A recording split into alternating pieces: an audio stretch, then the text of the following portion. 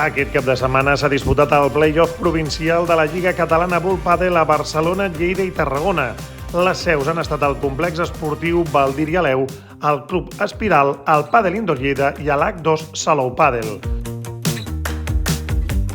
Els guanyadors i finalistes dels play-off provincials s'han classificat pels play-off autonòmic, competició disputada en categoria sub-13 i sub-17.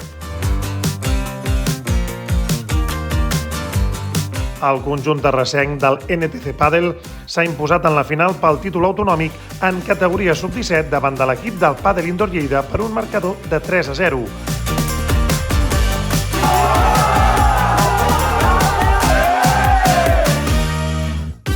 En categoria sub-13, el Padel Canamat ha alçat el títol de campió després d'imposar-se en la final davant del Club Tenis Tarragona per un igualat 2-1.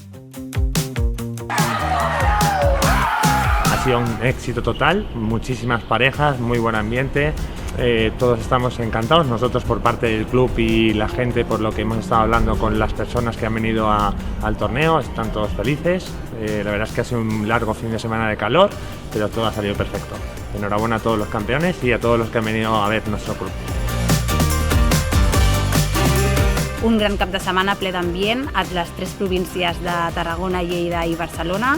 Donem finalitzada aquesta Lliga 2023-2024 amb un gran nombre de participants tant d'equips com de jugadors dins d'ells i hem vist un gran nivell en tots els jugadors, en tots els equips i moltes felicitats a tots els campions i finalistes d'aquests 4 nivells de la Lliga Catalana Bull Padel 2023-2024 de menors.